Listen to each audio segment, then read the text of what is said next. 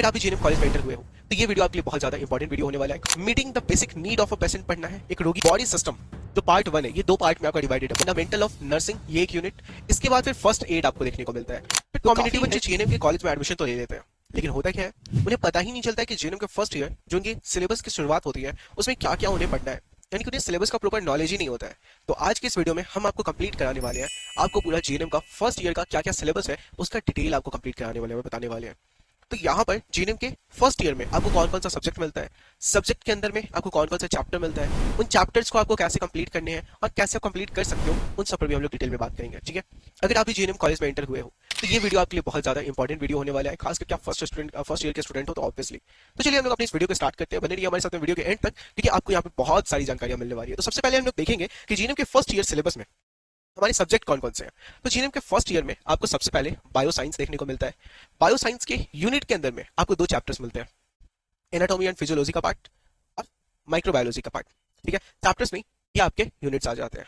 फिर आपको behavioural science के अंदर में, सब्जेक्ट के अंदर में दो यूनिट्स मिलते हैं, साइकोलॉजी और सोशियोलॉजी। ठीक है, वहीं पे आपका जो थर्ड सब्जेक्ट है वो होता है आपका नर्सिंग फाउंडेशन, या फिर इसी को आप लोग फंडामेंटल नर्सिंग भी कहते हो। ठीक है, फंडामेंटल नर्सिंग। और इसके अलावा फिर आपको इसमें कम्युनिटी हेल्थ मिलता है, बट फंडामेंटल नर्सिंग में आपको दो पार्ट देखने को मिलता है, एक फंडामेंटल ऑफ नर्सिंग ये एक यूनिट, इसके बाद फिर फर्स्ट एड आपको देखने को मिलता है। चारों सब्जेक्ट्स के अंदर क्या क्या यूनिट, और उन यूनिट्स के अंदर कम्युनिटी हेल्थ नर्सिंग में आपको 4 यूनिट्स देखने को मिलते हैं, कम्युनिटी हेल्थ, इन्वायरमेंटल हाइजीन, फिर health education and communication skills, फिर न्यूट्रिशन। ये 4 पार्ट, यही 4 यूनिट्स आपको देखने को मिलते हैं। इसमें हम लोग चलेंगे सबसे पहले चैप्टर बायो साइंस को हम लोग पहले डिटेल में लेकर के चलेंगे। लेकिन काफी बच्चे इस बात से परेशान होते हैं कि इतने सारे चैप्टर्स हैं, फर्स्ट ईयर में इतनी सारी चीजें हैं। कॉलेज में काफी बार होता है कि आपको समझ में नहीं आता है, न्यू रहता है एडमिशन, प्रोफेसर्स भी अभी न्यू रहते हैं और इंटरेक्शन में उतना टाइम जाता है, और या फिर कॉलेज के इन टाइम तक भी, फर्स्ट ईयर कंप्लीट होने के बाद भी काफी चीजें क्लियर नहीं हो पाती हैं, और इसके लिए बच्चे बहुत परेशान रहते हैं। तो हम आपके लिए एक सॉल्यूशन रखे हैं अपने पास, जिसमें आपको इस बैच में आपको एनरोल होना है। इस बैच में आपको पूरा डिटेल में हम लोग सारे आपका जो सब्जेक्ट है, पूरा जो चैप्टर है, उसको हम लोग एक एक करके कंप्लीट करा रहे होते हैं। ठीक है, रफ्तार बैच है जो हम लोग अपने ऐप स्टडी विद रितेश पे आपके लिए अवेलेबल कराए हैं। ठीक है, उसके सारे स्टेप्स आपको बताएंगे कैसे एनरोल होना है, लेकिन इसमें हम लोग आपको प्रोवाइड क्या क्या करते हैं। देखिए, आपको डेली लाइव क्लास मिलता है और लाइव क्लास का रिकॉर्डेड वीडियो भी मिलता है। फिर आपको एक्सपर्ट फैकल्टी के थ्रू सारे क्लासेस मिलते हैं, जिसमें आपके सारे चैप्टर्स, सारे टॉपिक्स कंप्लीट कराए जाते हैं। डाउट अगर आपको है तो डाउट एआई का सपोर्ट मिलता है आपको, और साथ ही में आपको प्रीवियस 10 ईयर्स के पीवाईक्यू के सेट्स भी मिलते हैं जो आपके एग्जामिनेशन में आपको हेल्प करेंगे। इसके अलावा क्वेश्चन प्रैक्टिस के लिए आपको डीपीपी मिलता है, यानी कि डेली के 15 क्वेश्चन के आपको सेट्स मिलेंगे। इसके अलावा आपका डेली क्विज होता है, जिसमें आपको यही 15 क्वेश्चन क्विज फॉर्मेट में ही पूछे जाते हैं। फिर आपको 3500 से भी ज्यादा आपके इन सारे चैप्टर्स को मिला करके क्वेश्चंस के प्रैक्टिस के लिए एक एक चैप्टर के क्वेश्चंस के सेट्स मिलते हैं, जिसको हम लोग असाइनमेंट्स कहते हैं। और ये असाइनमेंट से आपके लिए बहुत सारी चीजें क्लियर भी हो जाती है। फिर आपको चेक पॉइंट मिलता है, ये सब क्वेश्चन प्रैक्टिस के लिए है। और इसके अलावा आपको वीकली टेस्ट भी मिलता है।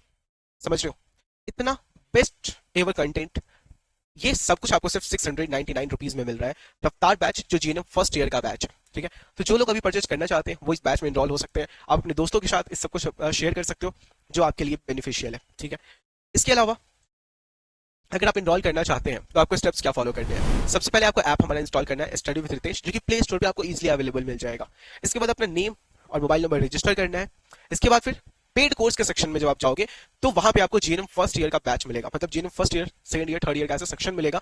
उसमें जब आप क्लिक करोगे पेड कोर्स के सेक्शन में, जीएनएम फर्स्ट ईयर बैच जो कि हमारा रफ्तार बैच है, ठीक है, रफ्तार बैच है, उसमें जब आप क्लिक करोगे तो फिर आपको यहाँ पर पेमेंट का ऑप्शन दिखेगा। पेमेंट करके आप हमारे बैच में इजीली इनरोल हो सकते हो। फिर भी अगर आपको कोई डाउट है, बैच के लिए और भी जानकारी चाहिए, तो आप 8809802288 पे हमसे कांटेक्ट कर सकते हो। ठीक है, अब आगे देखिए, जो पहला हमारा सब्जेक्ट था बायो साइंस, उसमें जो पहला आपका यूनिट है वो है ह्यूमन एनाटॉमी एंड फिजियोलॉजी, मानव शरीर रचना और शरीर विज्ञान। इसके अंदर आपको जो चैप्टर्स पढ़ने हैं वो है introduction to anatomical terms and organization of human body.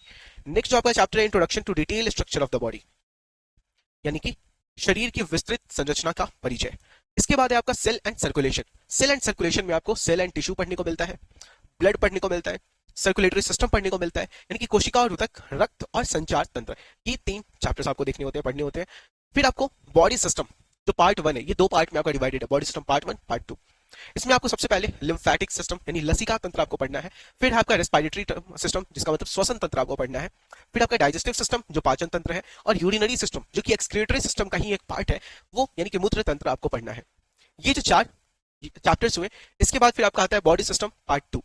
Part 2 में आपका इंटीग्यूमेंट्री सिस्टम आता है यानी कि पूर्णांग तंत्र, फिर आपका आता है इंडोक्राइन सिस्टम यानी कि जो भी आपके हार्मोन्स वगैरह ग्लैंड्स वगैरह सब कुछ होते हैं जो इंडोक्राइन सिस्टम है उसी के अंदर आता है, यानी कि अंतःस्रावी तंत्र, ठीक है। फिर आपका आता है रिप्रोडक्टिव सिस्टम यानी कि प्रजनन तंत्र, ये आपको फिर देखने को मिलता है यहाँ पे बॉडी सिस्टम पार्ट 2 के अंदर में। फिर नेक्स्ट आपका आता है नर्वस सिस्टम। नर्वस सिस्टम में ऑब्वियसली आपका पूरा nervous system, brain, spinal cord, ये सब कुछ आपको पढ़ना होता है, मस्तिष्क, ये सब। फिर नर्वस सिस्टम यानी कि तंत्रिका तंत्र, और सेंसरी सिस्टम यानी कि संवेदी तंत्र आपको यहाँ पे पढ़ना है, ठीक है। आपको यानी कि संवेदना कैसे मिल रही होती है उन सब के बारे में आपको पढ़ाया जाएगा। फिर आपका आ जाता है स्केलेटल एंड मस्कुलर सिस्टम।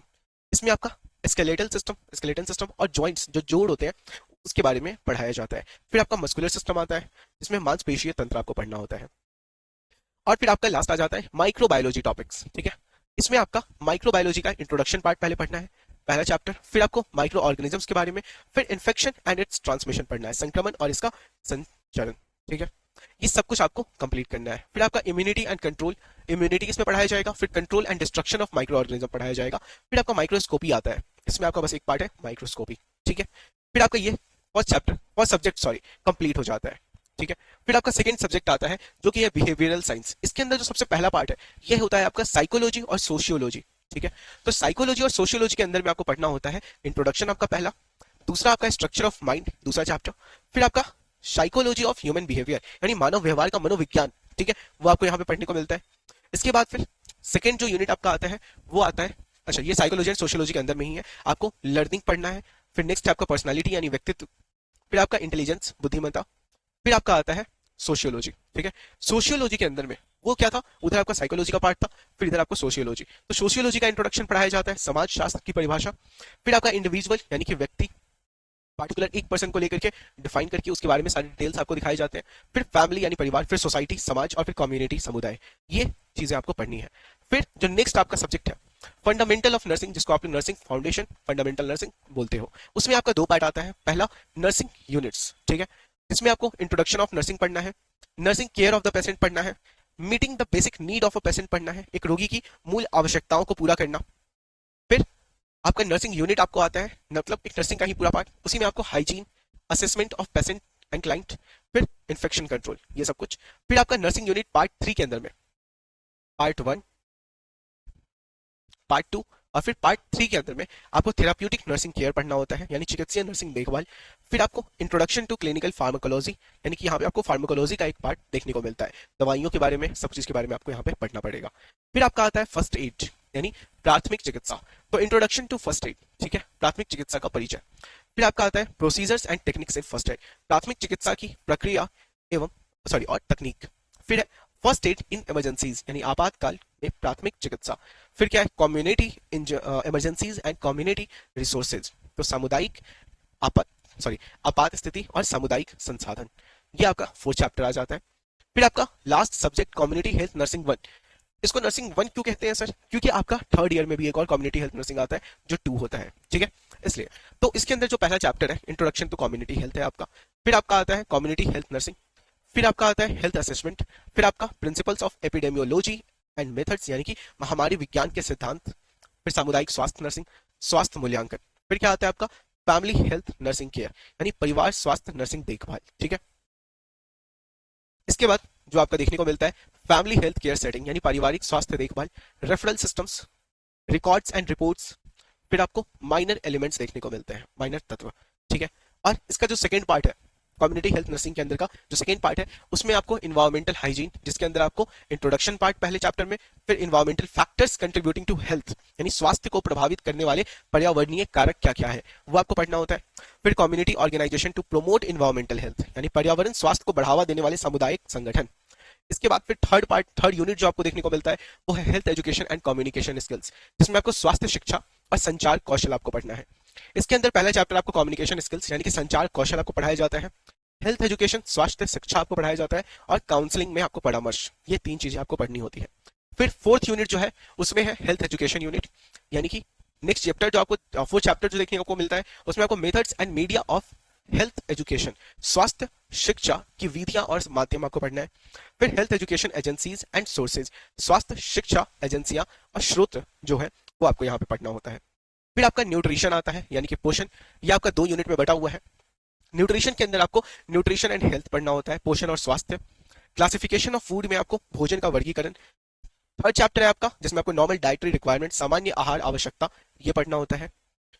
और फिर न्यूट्रिशन यूनिट पार्ट 2 आता है जिसमें आपको food preparation, preservation and storage आता है, भोजन की तैयारी, संरक्षण और भंडारण। नेक्स्ट आपका आता है थेराप्यूटिक डाइट यानी चिकित्सीय आहार। नेक्स्ट आपको देखने को मिलता है फिफ्थ कम्युनिटी न्यूट्रिशन यानी सामुदायिक पोषण।